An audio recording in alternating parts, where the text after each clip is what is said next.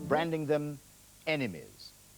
Observers now fear that there could be more attacks on whites in the wake of the campaign of violence which has already claimed 2 lives. Michael Nicholson has been to Zimbabwe to meet some of the victims and to see the terror in which many white families now live.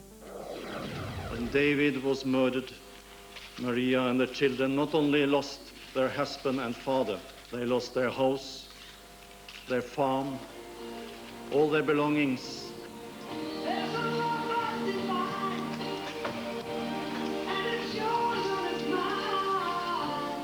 In Africa, they say, where there is not tragedy, there is farce. Here in Zimbabwe, they're both coming in equal portions. This is the tragedy.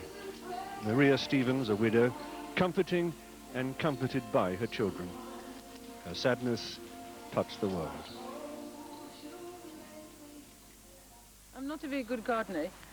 Maria is fighting hard to come to terms with what she's lost. She lives in borrowed clothes in a borrowed house. She has nothing, and she doesn't expect the farm's insurers to pay her a penny. Yet, for 19 years, ever since they were married, she and David reckoned they'd found in Zimbabwe their perfect place. Living on a farm is wonderful because we could be outside the whole time. We could do what we wanted. We could create our ideas. Maybe we're pioneers, but on the other side, I wouldn't like to compare myself to the old stock because neither David or myself took land from anybody, misplaced anybody. In fact, we did the opposite because when we got our farm, there was only one family living on it. We provided work for a lot of people.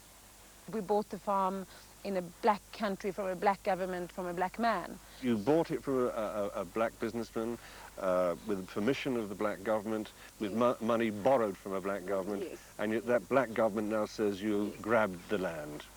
Yes, that's right. Violence came to her and her family, as it did other white farmers, because of their support for the Movement for Democratic Change, the MDC. It was Maria that persuaded husband David to join it. It cost him his life. I cannot blame myself, because if I blame myself, I will not be able to go forward. This happened in a very unfortunate way.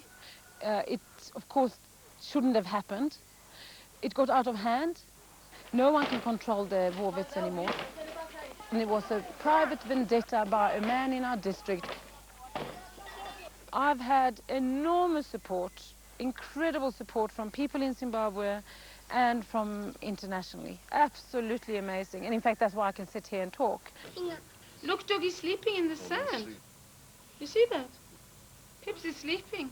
I would like to stay here. I would definitely like to stay here, but I'm not going to stay here if we continue having a bullying government like we have now. My husband was a good man who stood for incredible qualities for this country, and he was proud of Zimbabwe and Mugabe. That is ironic, that he was one of the few men who actually thought, with this man we're going to go forward. I first met Robert Gabriel Mugabe 25 years ago, soon after he'd been released from 11 years detention. Even so, his talk was of reconciliation. I'm not opposed to the white man staying in the country. I don't hate the white man. You don't hate him after all? I don't hate him. And how is changed now? You are now our enemies because you really have behaved as enemies of Zimbabwe. What are we supposed to do? Fold our hands and say, you're the ordained ones by the Almighty, by virtue of your skin and by virtue of your being British, royal blood, every one of you. All right. To those who remain the masters of yesterday, the racists of yesterday, we say true justice shall be meted out to you. Intolerant, corrupting Mugabe has stoked the fire of racial hatred, and he's paid the price. Half the workforce is unemployed, inflation is 70%, yes, 70. Interest rates are 80%. The currency is worthless, and foreign investors are running away. Tony Hawkins is Professor of Business Studies at the university. He's been monitoring his country's economy for over 30 years. Almost with every day that goes by now, we're seeing this decline in confidence. People who even myself actually, who a week or 10 days ago were much more optimistic than we are now. I think what is happening and what we're hearing, and particularly what we're not hearing around us, does create a sense that this time it has gone too far and it will take a long time to recover. I must say, I've interviewed you many times and I can't remember you ever sounding so depressed. No, I don't think I've ever been so depressed. Mugabe has now turned his so-called war veterans on the black workers as well as their white bosses on the farms. No one on the farms knows if they are on Mugabe's hit list or not. It seems so random.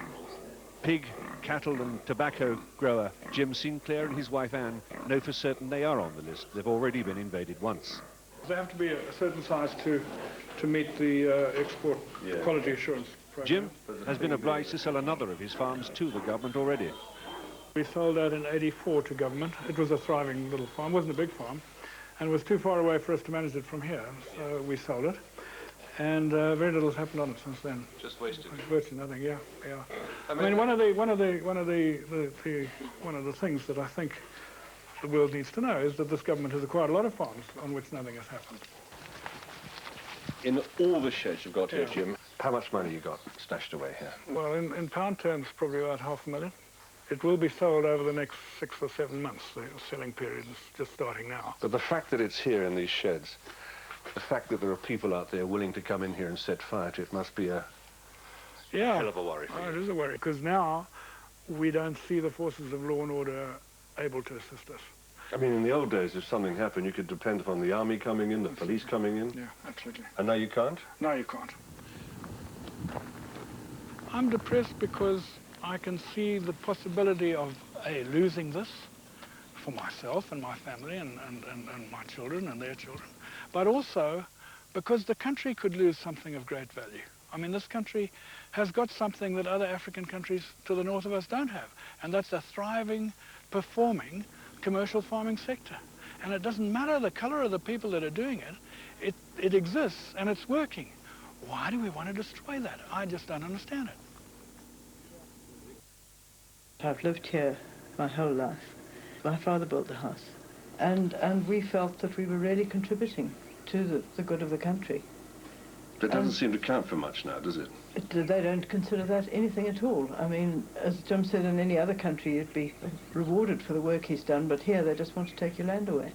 And there's actually a contingency plan in Britain to take 20,000. But I mean, where would they go to? People ask if we've made a contingency plan. I don't think you can make a contingency plan for an atom bomb or the roof falling in. You know, if something that happens, and then you've got to do what you've got to do. But we can't make contingencies really when we've got not just the family dependent on us. When we've got 75 families working in this business, our employees, and we have a duty to them as well. People are afraid about this intimidation. Yes, they are. I would say yes. They are very afraid of the intimidation. And it could change people's minds? Yes, it could. Definitely, it is going to change. And I would think that is why maybe the ZANU-PF, they postponed the elections from April to May, because they wanted the chance to motivate people and to persuade people and intimidate them. I'm not going to ask you how you will vote, but is this intimidation going to change your mind? No. I've got my vote and my secret. If there's one success here, it is, or was, tourism. With so many African countries plagued by coups and calamity, Zimbabwe offered safety. The wildlife parks were big foreign currency earners. Tourists are a sensitive lot, a whiff of trouble, and they book elsewhere. An old friend, Wilson Banga, says there'll be a long time coming back. And this would normally be packed, wouldn't it? Yeah, I mean, they'd be queuing up to get on this boat, and we're the only people on it. There's very little tourism. In fact, tourism was the fastest growing industry in Zimbabwe over the last 10 years. Lately, it's suffered enormously. You know, even Victoria Falls, you go there. Normally in the past, I mean, I knew you had to book well in advance, 3-4 months to get into a hotel there. Now you can book any time. It's very sad, isn't it? There's wonderful scenery. I mean, you know, you come out of the lake but nobody's going to come out here when they're slaughtering people 10 miles up the road, No, are they? No, of course not. The only way to solve it is to solve the political problems. Yeah, easier said than done, Wilf. Yes. Easier said than done.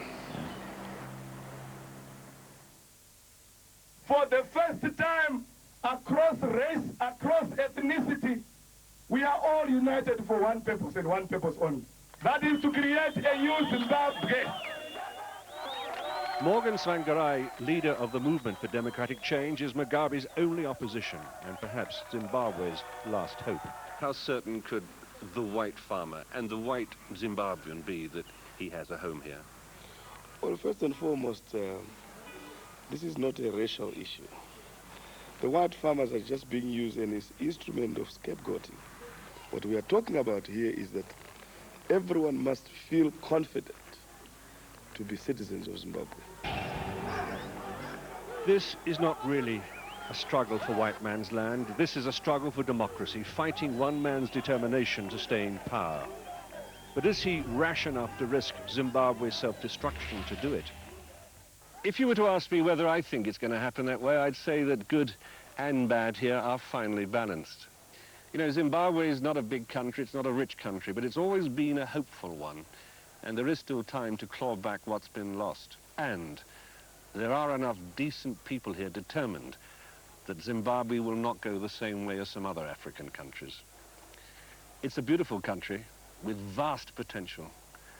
And all it needs is a decent man to take better care of it.